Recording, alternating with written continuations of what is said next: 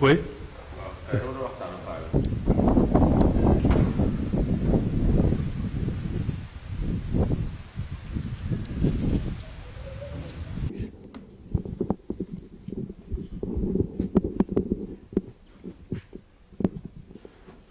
salaamaaleykum papa. waaleykum salaam. waaw xool fii ci caméra bi. waaw ñu bëgg nga présenté ñu tuuti sa bopp. waaw. présentation bi de xanaa ñu jëkkee fay la ab nuyoo. xoolal ci caméra bi. di la xamal ne man nag Cheikh Fall laa tudd. waaw. maay papa yi Modou Fall. waaw. man nag dama xaw a nekk mag. waaw. tuuti ndax waaw.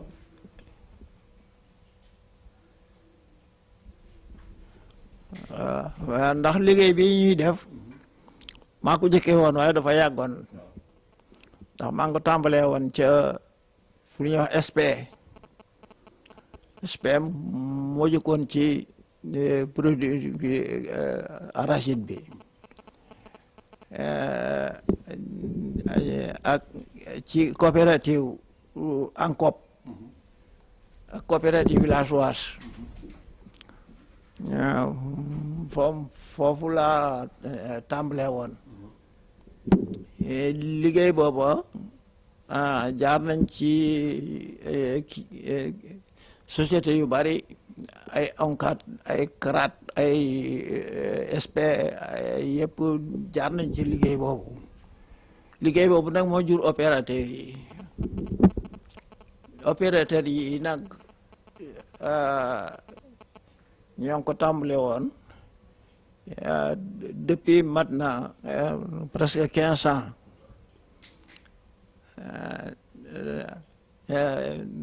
coopérative yi nag opérateur yi nag ay stockeur la ñu woon yoo xam ne dañ daan jënd gerte di ko jaay Sonacos wala société bu man doon bu fi nekk ci la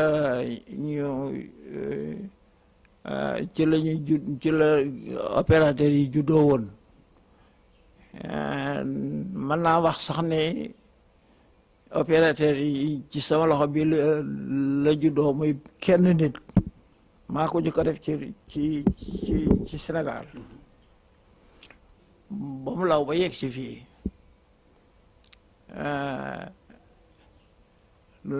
biñ ko commencé nag dafa réew mi dafa xawoon a ñàkk gerte booba man ma proposé woon ne nañ nu bàyyi nu def ay groupe producteur ñu def benn te déwén sa ñu def ñaar ba mu law ba yegg si fii loolu mooy opérateur yi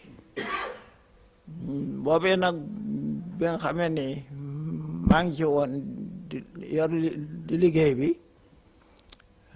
ba yàlla dogal ma xaw a màggee aslaw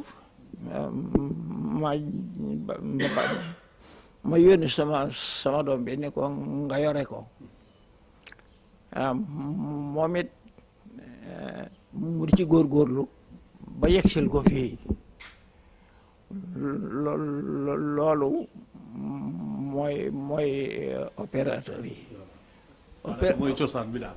waaw opérateur nag moo di ki nga xam ne dafay stocké gerte yi di ko jaayaat Sonacos wala usine bu man doon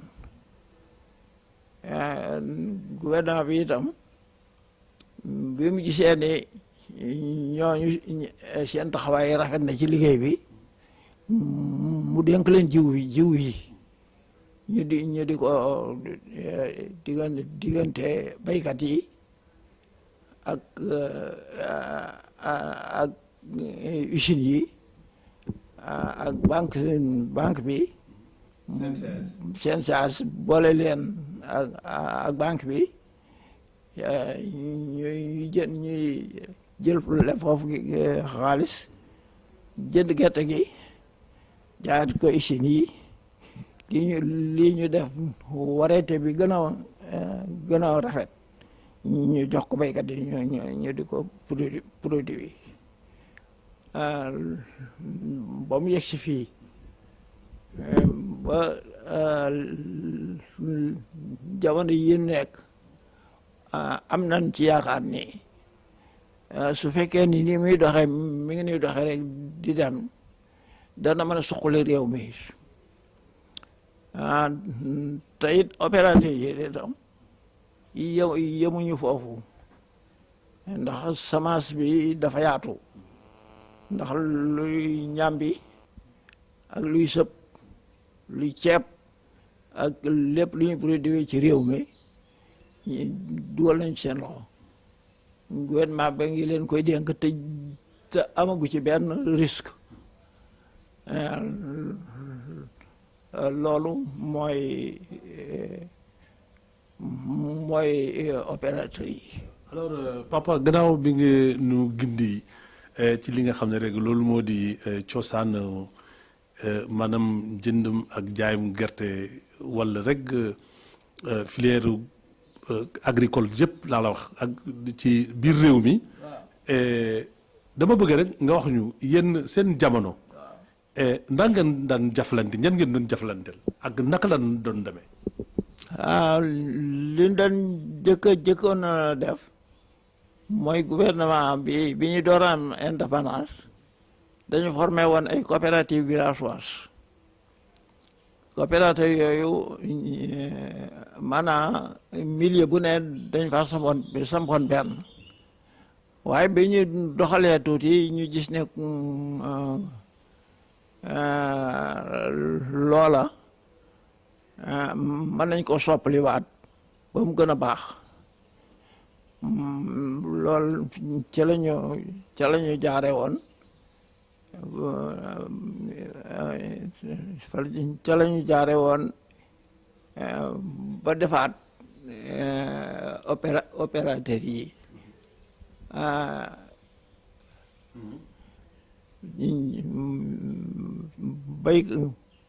baykat yi itam bi nga xamee ni kii coopérative yooyu dox na aslëf booba population bi dañ daan leb te ñu ci bari duñ fay gouvernement bi soppali ko di dimbale baykat yi su leen joxee semence ñu fay lenn li nguur gi may leen ko bi ñu tàmbalee def loolu gis nañ ne production bi mi ngi gën a avancé ndax réew mi daan nañu bay lu jege ay 1000 tonnes un million de tonnes daan nañ ko bay daan nañ bay lu ko jege waaye jamono jii nu nekk ñu ngi bay lu ko ëpp boo seetee gerte gi suñ ko liñ ci lekk ak liñ ci jaayante ci seen biir ak liñ ci jaay leneen boo ko boolaatee dana ëpp 1 million kon loolu lanu defe ni su continuer yaakaar nañ ni gouvernement bi noonu moo gën ndax kenn dutu fayu kenn bor kenn du chaque année dañ leen di lebal dañ leen di mayit li ci des ma ne at mu nekk gouvernement bi daf leen di may lii ñu fay ko ci loolu ci la nekk fii mu nekk ba yaakaar nañ ni tuuti rek buñ ko gënee rafetal gouvernement bi góorgóorlu aslëf opérateur yi góorgóorlu aslëf yaakaar nañ ni mbay mi dana jëm kanam. waaw léegi nag opérateur yi léegi yow seen liggéey noo ko gisee ak noo ko méngalee ak yéen seen jamono. ah léegi opérateur yi nag ñu ngi góorgóorlu waaye des na tuuti nag li ñuy góorgóorlu ñu jéem ko yokk tuuti ndax bi ñu koy door a tàmbali ay opérateur kii la woon waaye léegi li ci bëgg a dugg dafa bare te itam am na ci lu bare rek day daal di am lu ca dugg xam nga li ma bëgg a wax moo di su fekkoon ne réglementé nañ ko yemale ko sàkk ay njiit yoo xam ne yii ñooy yóbbaale seeni morom dana gën a baax ndaxte dana metti kenn ku nekk dem ministère lijjanti liggéey boobu dana metti ci waa agriculture su fekkoon ni dañ ko sàkk ay njiit ci réew mi njiit yooyu am ñu topp ci ñoom waaye ñëpp yegg ci ñi ko yor ñëpp yegg ci nguur gi day metti de dana metti fokk ñu réglementé ko loolu daal laa gis man. banque bi nga tudd CNCAS. sànq yaa ngi ko tudd sax ci bi tàmbali bi. yéen daan ngeen liggéey ak banque boobu. banque bi moom au début. bi ñuy tar tàmbali. dañ daan def boo xamee ni gouvernement bi jox nañu suñu quota ñun ñëpp ñu war a jënd tonnage bi. opérateur yi dañu doon xaalis amuñu xaalis bi. dañuy dem ci banque bi kenn ku nekk laaj ñaan ko mu lebal ko lu mu liggéeyee xam nga yeneen banque yi yu dul CNCAS toujours boo fay leb dañ lay laaj garantie waaye CNCAS moom dafa dimbali béykat yi opérateur yi laajul kenn garantie wante nag boot bi nga xam ne daf la koy lebal soo jotee sa quota ba jënd ko jaayaat ko usine bi moom mu fay la nga dem fay sa banque noonu la ñuy liggéeyee ak banque bi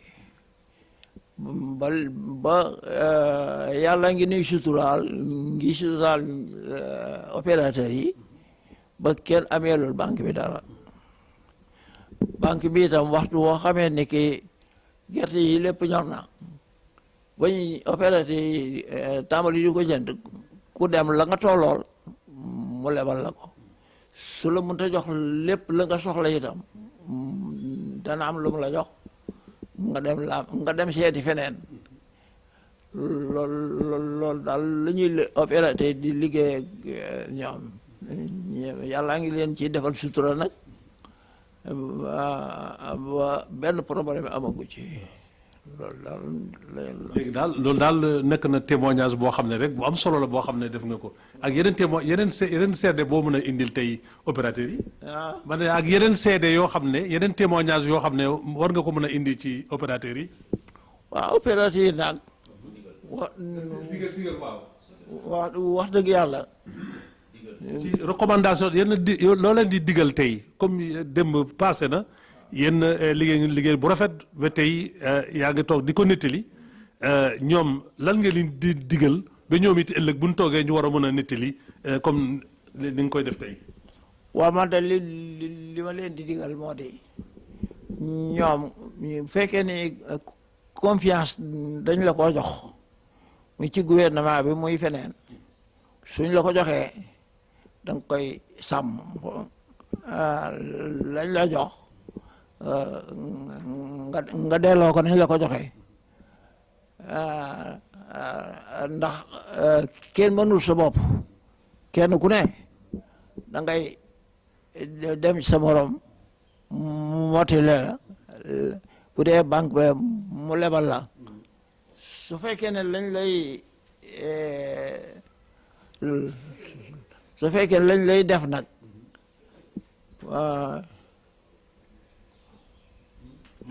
motul lañ lay def sàmmoo ko bu ëllëgee dootuñu la ko jox moo tax ma bëggoon kenn ku nekk nga gore ki lay jox ki lay lebal muy banque bi day leb ca banque ba ko mag booba leb ca banque ba ko mag soo fayut day répercuté ci yëpp kon nag atte bor ak fay képp ku ñu lebal waxtu wa jotee na nga delloo leen la joxoon te itam liggéey bi nga jaarale ko yoon confiance bi ñu la jox nga mat ku sëkk bu ko defee affaire bi dana mën a continuer waaye kat képp koo xam ne kii yaa ngi dugal loo xam ne lii bokkut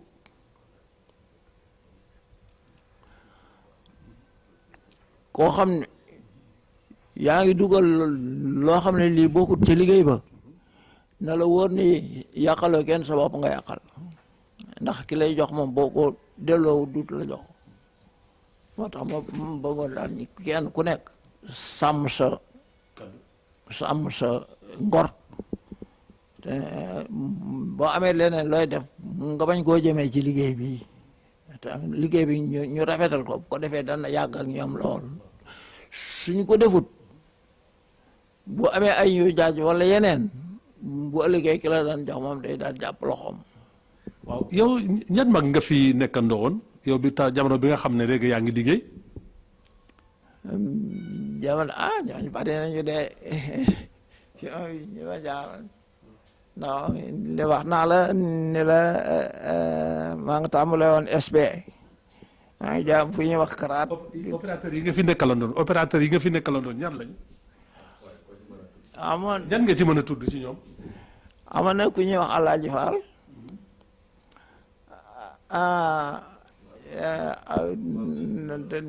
dañoo xaw a takku nag dañoo bare ndax am din gumbala yéen a fi nekkandoo woon.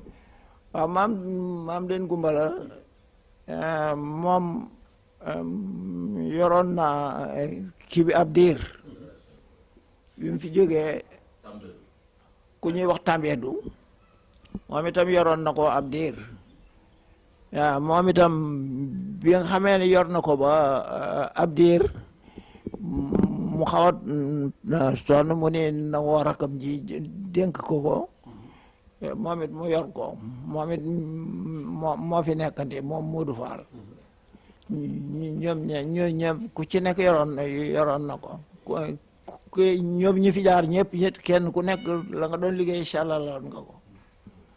waa Sonacos directeur général bi ak waa Crédit Agricole seen kilifa yi nga fi ne léegi est-ce que ak ministre bi est-ce que xam nga leen.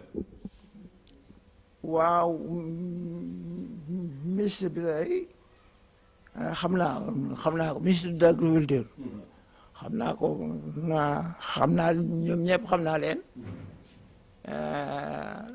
fi mu ne actuellement ku ñax Mali Ndiaye moo nekk seen charge xale bu yaru ñoom ñëpp xam naa leen ak kan Papa Dieng waaw Papa Dieng moo nekk Sonacos fi mu ne actuellement moo fa nekk ñoom ñëpp liggéey nañu am nañu itam ñu fi nekkoon ba dem ay ku ñëw Khadim Gueye mas na fe nekk ministre yàgg na am na fi ñaan lu ma jaareet Fatou Gueye Sarr moom it nekkoon nañu. waaw Fatou Gueye Sarr ñoom ñëpp xam naa leen liggéey nañu ñoom ñëpp liggéey nañu ak ñeneen. Papa Ablaye Seck bi fi nekk léegi xam nga ko bu baax. ma ne Papa Ablaye Seck bi fi nekk léegi xam nga ko bu baax. waaw xam naa ko bu baax mu nit ku am volonté ku ñàkk caaxaan moom opérateur yi ku ci kiiw rek doo mën a liggéey ak moom ndax moom dafa wér li mu lay wax soo ko mënul moom da ngeen dikkit ndax waaw mais papa ñaata at nga am tey. 93. 93 waaw looy ñu nit bëgg nañ am 93 bi lu ko ëpp léegi yow nag lan ngay lekk lan ngay dund bi am 93. looy def. man li ëpp secret bi. li ëpp ci li may lekk day moo di dugub xam nga dugub. dugub waaw xam naa ko waaw. waaw laay lekk. waaw dugub ak mboq. waaw. moo ëpp ci li may lekk. waaw. ceeb it naa jaam ak lëw. loolu de daa ngi lekk ak jën. ak jën. waaw loolu de moo ëpp sama dund. waaw. yàpp nag. parce que Fall ay naar la ñu ay moom kay ñu ne Fall naar la bon naar moom bëgg na yàpp. waa xam nga yàpp moom danaa ci ñam waaye dafa diis ci man jën daal moom lay lekk. yàpp nag danaa ci ñam tuuti. ndax dafa xaw a diis ci man yàpp moom ñi sant Dieng ñoo ko Pape Dieng moom nga wax moom moo bëgg yàpp lool dégg naa ko bëgg yàpp la waaye man jën rek lay mos mais kon papa yow ban année nga fàttali ko ne yow ca nga commencé jënd gerte dugg ci liggéey bi.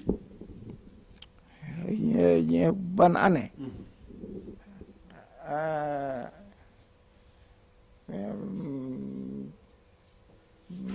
1955. 1955. ak tubaab yi. boobu tubaab yi ñoo fi nekkoon. boobu tubaab yi ñoo fi ne fa laa tàmbalee woon yor. fan ngeen ko tàmbalee woon fan ngeen nekkoon booba ban sekko la woon. man day mas na ma nekk fu ñuy wax Cilmaxa. waaw.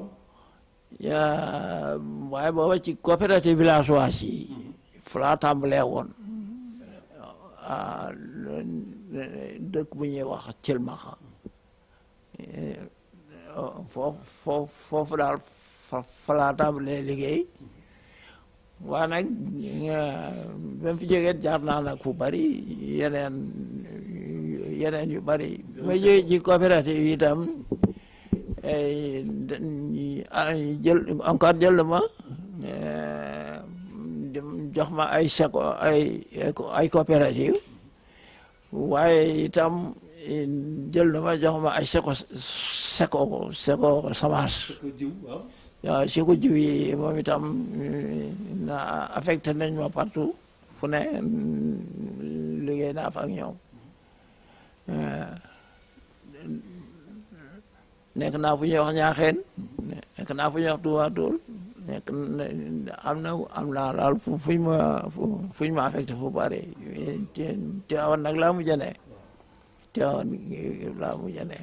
alors ñi la utoo nag ci liggéey bi fii tey nag ñi la utoo ci liggéey bi ñi la remplacé ci liggéey bi fii tey kontaan nga ak ñoom ak yow sa employé ba bu njëkk ba woon bu ngi nekkee maanaam mane bari yi ak léeg-léeg séance seco yi léeg-léeg bon sa diggante ak ñoom ratax na lool. waa ñoom li ci ëpp dañ ma defoon doyen daanaka maa doon seen guide si liggéey bi tamit ñaare fu massage gën a jafe aslëf fa la ñu may affecté ba mosuma ñu am benn problème ak ñoom bi ñu jógee itam gérant de seco yi ak opérateur yi yu léegi yi ñoom ñëpp dañ ma def doyen daal def ma di ma laaj bala ñoo def dara wala ñu fal kenn dañuy dikk laaj ma ko kii fu conflit am itam dañuy ñëw laaj ma ni ma loo ci xam lu ma leen digal ñu loolu la ñuy def loolu daal ci la nekk taxut nag léegi sax sama xel neexati ndax mag la waaye teewul ñoom opérateur yi yëpp ñoo ci maase képp ku ci am problème da ngay dikk ni ma laaj ma sama xalaat laaj ma itam lu ma leen digal li ma leen digal it ñu def ko loolu daal la ñu kii. papa xam nga àddina nag nii la tey day neex suba mu naqari alors jamono bi nga xam ne yaa ngi liggéey liggéey bi tar na lool bon loo fàttali ko ci loo xam ne dëgg bés boobu moo nekk sa bésum ba neex ci liggéey bi ak bés boo xam ne rek bés boobu bëgg nga liggéey bi ñu am luñ ci soppi.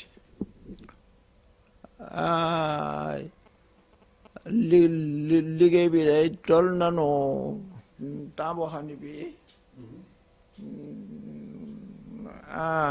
ku ñuy wax Ablaye Diop bi mu yoree Sonacos booba xaw naa metti ci nun ndax temps boobu dafa dikk fekk ñun ñu nekk Sonacos yëpp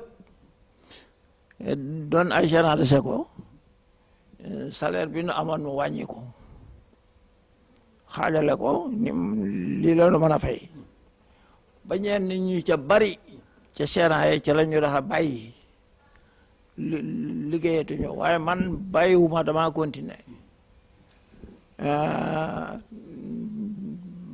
ba loola xawa naa metti lool ci noonu waaye ña nga xam ni dañoo bàyyi woon itam ginnaaw bi yàlla defee liggéey bi kooku jóge fi Ablaye Diop jóge fi kanu remplacé delloo na fanu neewoon kooku kan la. Fallou Dieye. moo ko remplacé. moo ko remplacé Fallou Dieye ba mu dikkee moonu delloo fanu neewoon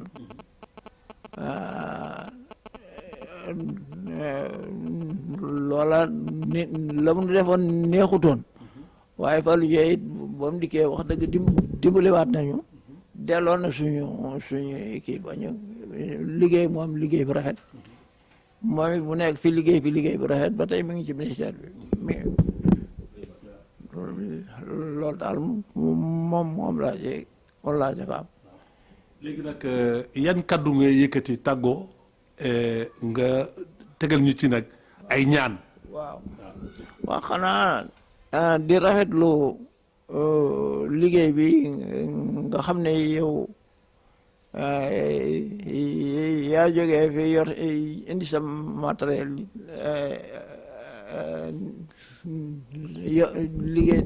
liggéey bi mënuñu lu may sant la gërëm la ci kàddu yi nga xam ne yaa ngi koy def yaa ngi koy liggéeyal réew mi yàlla na la yàlla fay di la ñaanal itam di ñaanal opérateur yi di ñaanal Sénégal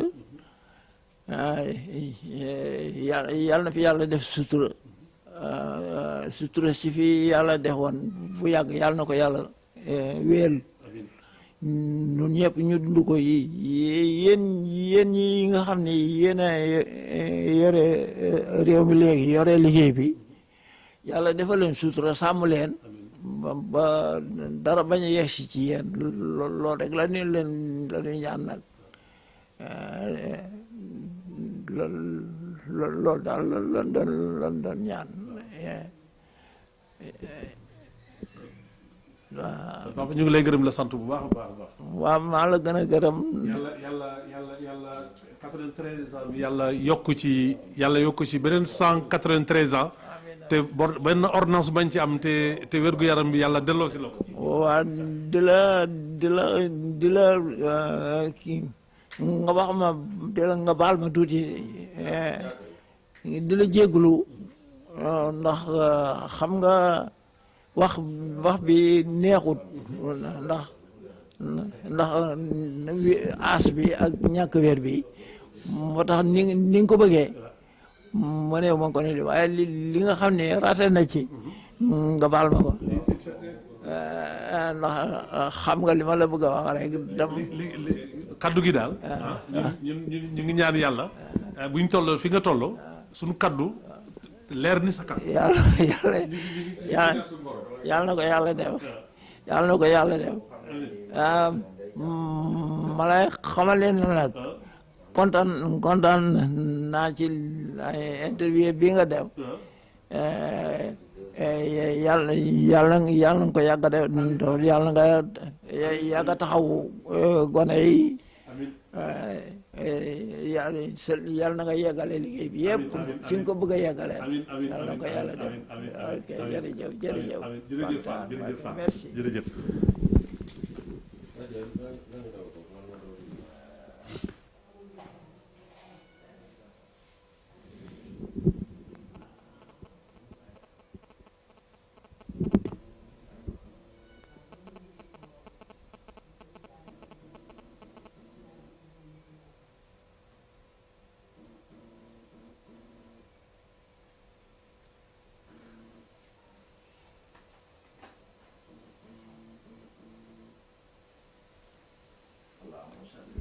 amin amin amin amin amin jërëjëf Pape jërëjëf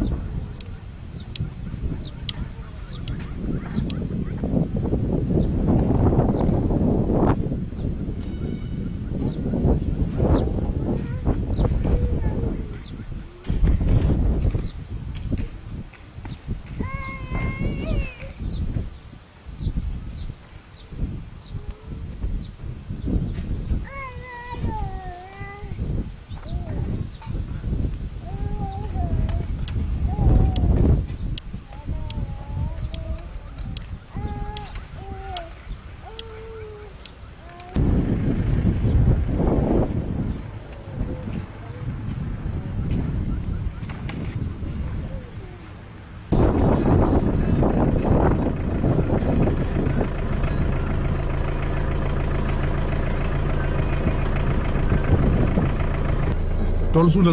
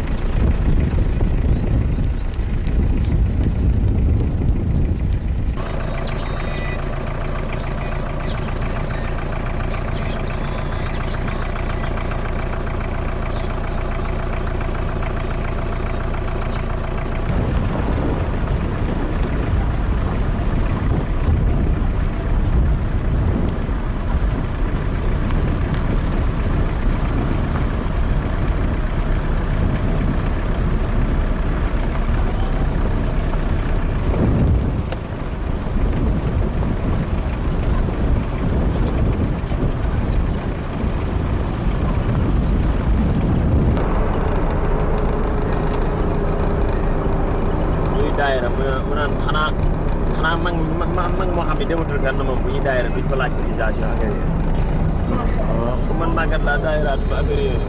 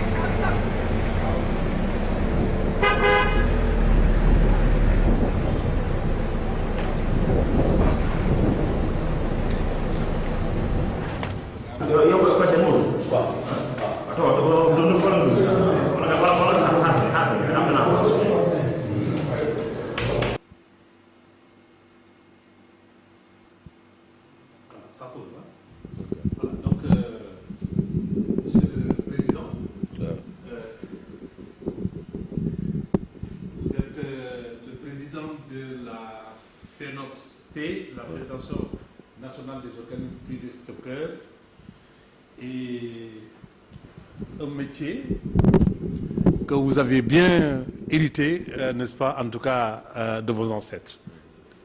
Et qu'est-ce que votre papa vous a appris?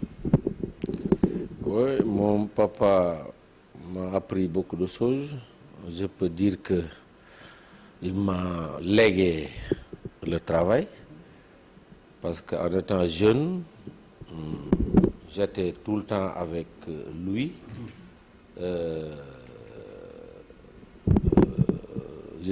J'étais son chauffeur, Oui. son garde du corps, Oui. son secrétaire. Après, il m'a légué le travail. Bon, mais il m'a enseigné beaucoup de choses, surtout la sincérité, la droiture, le respect de l'autre. Ils m'ont toujours dit, il faut faire de telle sorte que tu payes tes dettes à la banque, tu payes les producteurs, tu ne dois rien aux producteurs. Et aussi à temps. Donc c'est un enseignement que j'ai retenu. Je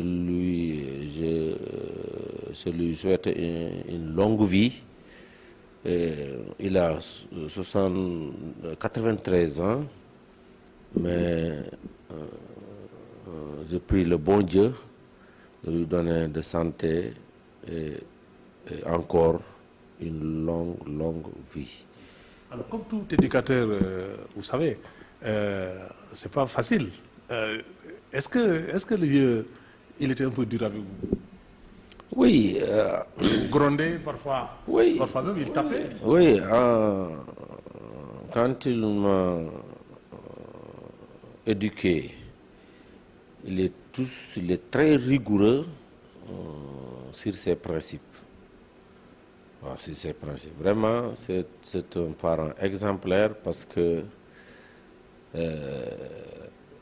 il est très rigoureux. Il a une bonne éducation à ses enfants. Ouais, il est de bonne éducation, et puis il était très actif. Il nous a toujours dit, enseigner de travailler, toujours travailler. C'est pour ça que aujourd'hui, on ne le regrette pas. Ils sont en train de récolter les fruits. Ouais, on ne le regrette pas. Vraiment, on le remercie, mais on remercie le bon Dieu pour cette éducation. On a vu que tout autour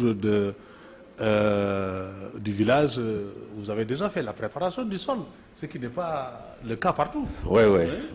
Maintenant, Il était cultivateur aussi. Oui, il était un grand cultivateur, un gros producteur, que tout le monde le connaît ici et tout le monde le respecte par son charisme, son amour de travail.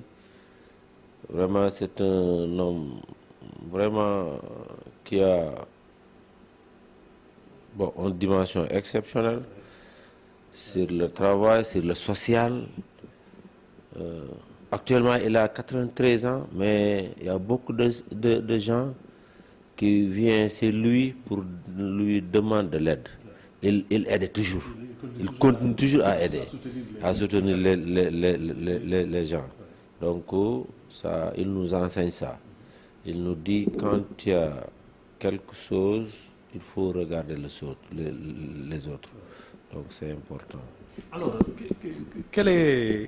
est-ce que vous vous souvenez d'une date ou d'un moment qui vous a beaucoup marqué, n'est-ce pas, en tout cas dans le compagnonnage ou dans l'accompagnement de votre papa? La date qui m'a beaucoup marqué, c'est mon première année qu'on m'a retenu comme gérant de SECO. C'est mon première année de travail. C'est en 1990. C'est en 1987. En 1987, mon père m'a appelé la nuit devant ma mère. Ils m'ont dit, est-ce que tu peux tu peux être un gérant de SECO. Est-ce que tu es capable de gérer un SECO? Je lui dis oui. Il me dit, dis-moi la vérité.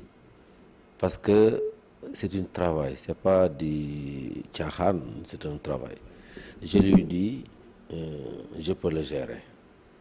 Ils m'ont dit devant ma mère, ah, vous m'avez dit ben gâché. Je lui dis que non, je ne te mets pas dans des situations inconfortables. Je lui dis, ok, vous pouvez aller te coucher.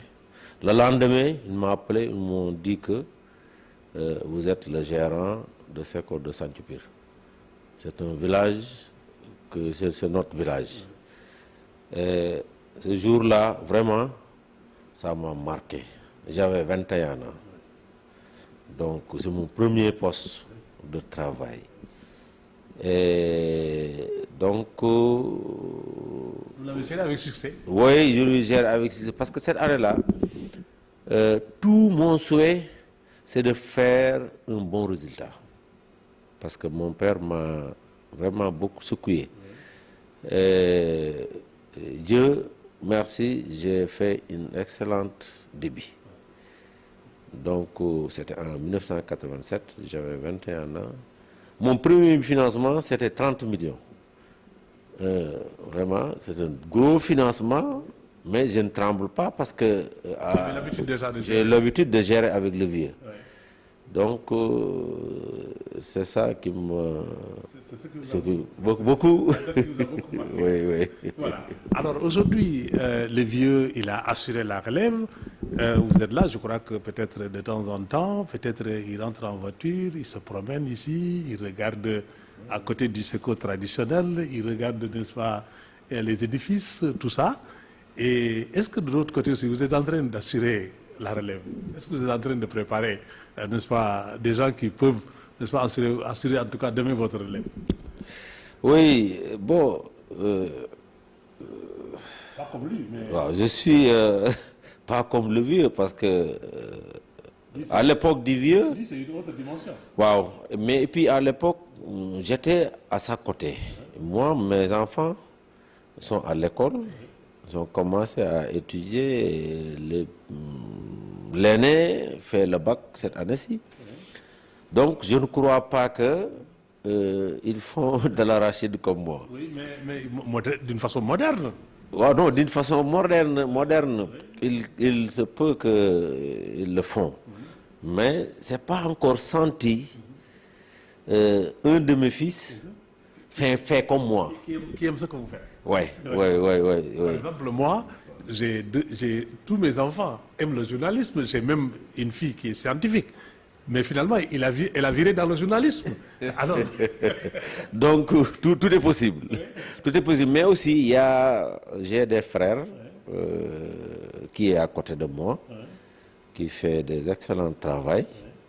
Je suis persuadé que demain, ils peuvent être comme moi, ou bien aider mes enfants à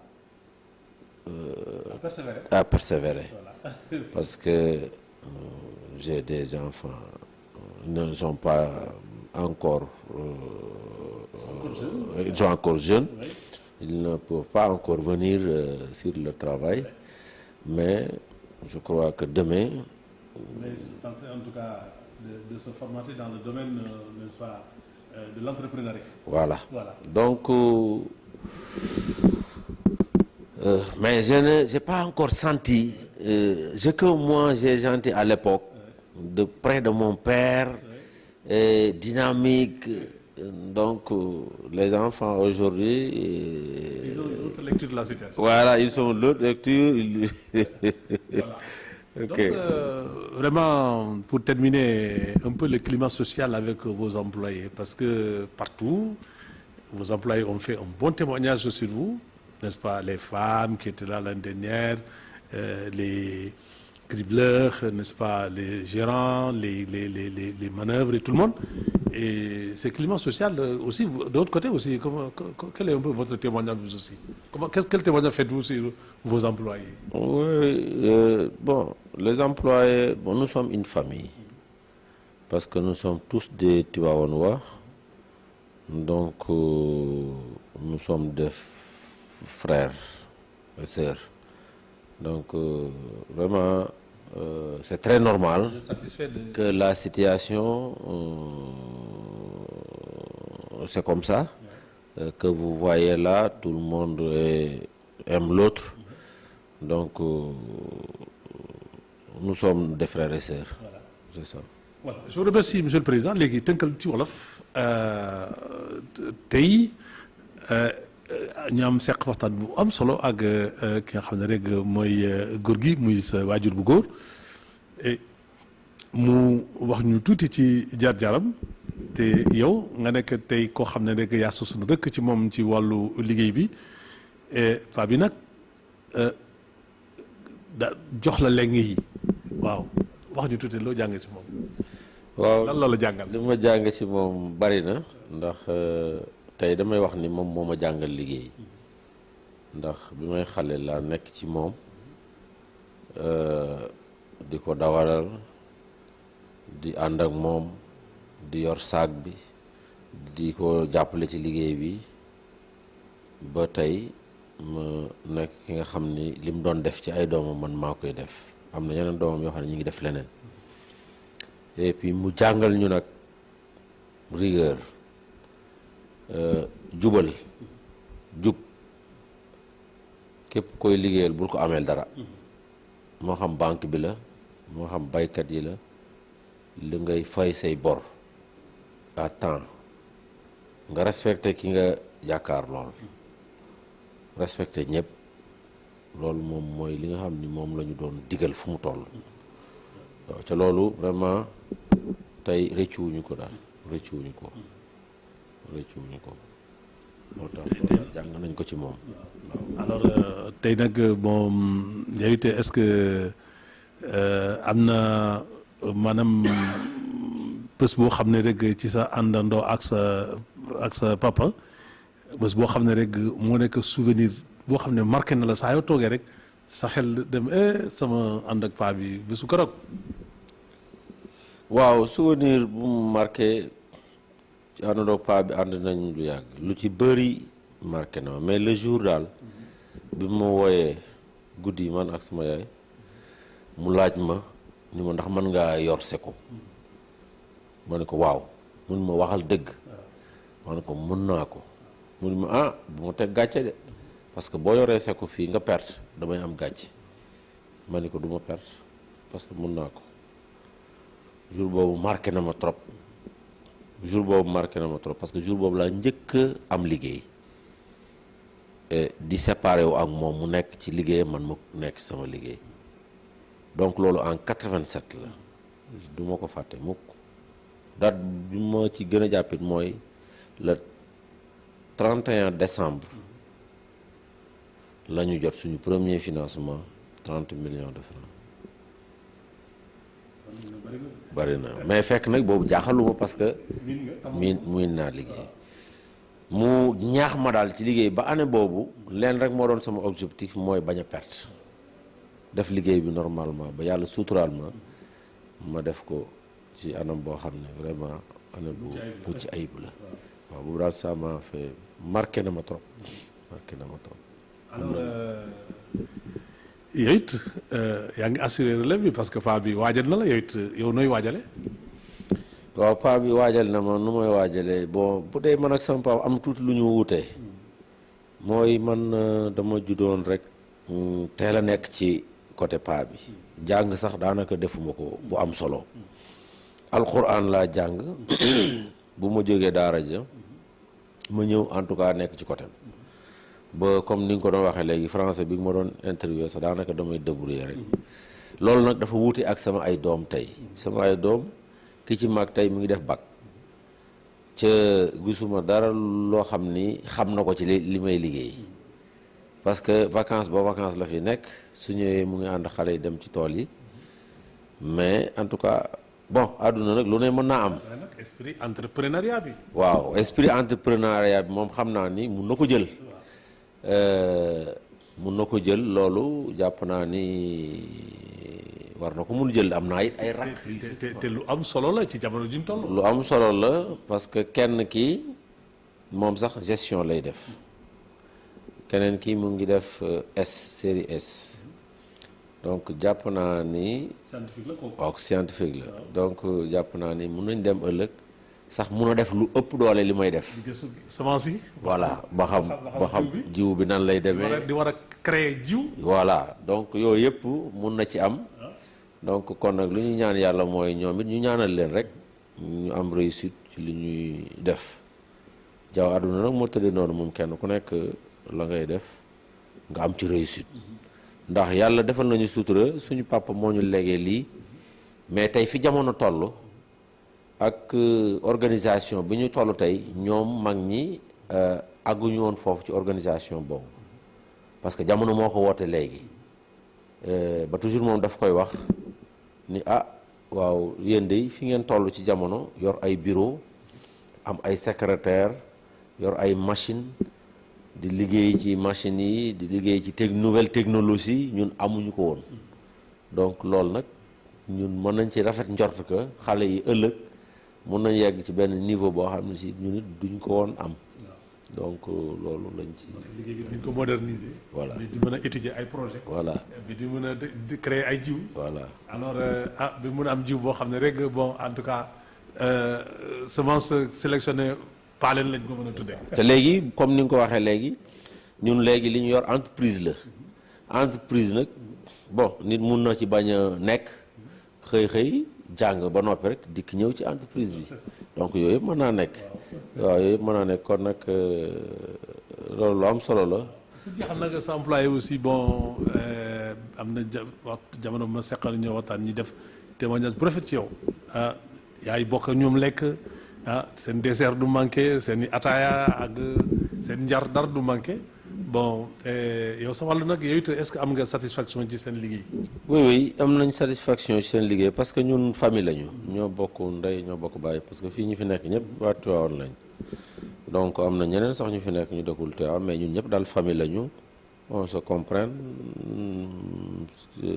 ñi ngi liggéey normalement lépp loo xam ne si ci biir liggéey bi war nañ ko doxal ñu ngi koy doxal ak respect ak responsabilité li ci des nag ay doom ñëpp ay doomu aadama lañ dañuy kaf di ree di waxtaan di sànnante ay kàddu léeg-léeg nga génn kaf ak benn employé ba mel ni sax yow du sa employé mais noonu la c'est la vie waaw c'est la vie voilà c'est le climat social c'est le bon climat social donc loolu mooy li nga xam ni moo war a am daal. Et comme on dit dans la gestion des ressources humaines il faut faire travailler les gens par la persuasion et non par la contrainte. c'est ça loolu mooy li ci nekk.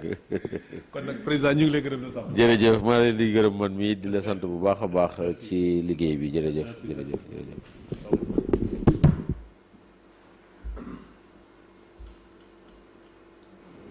film waaw boo xam ne il faut que ñoom ñu dugal seen kàddu. c'est ça waaw d'accord dinaa ko ci d'accord. ma woo rek.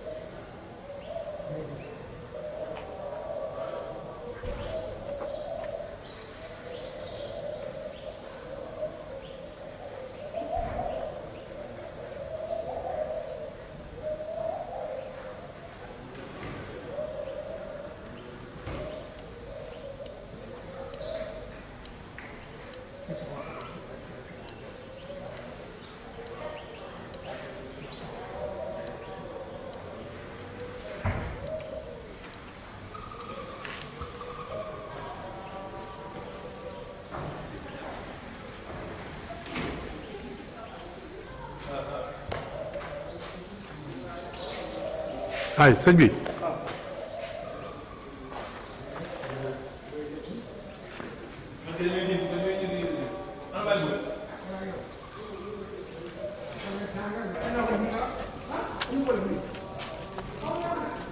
kontaan naa. Bache kontaan na waaw. lay moom. ah sama góorgóorlu kenn la. waaw. loo ci seede nag yow. ci Baye Cheikh. ah. lu ñu ko waxal ci lu baax. bàyyi leen lu bari lu ngeen xam. wér ku baax. ku ñu delloo ginnaaw kenn boo ko ñaanoo may la waaye di su ko tooñ.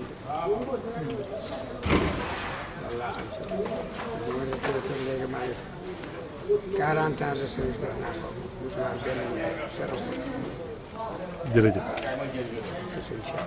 faute. jërëjëf.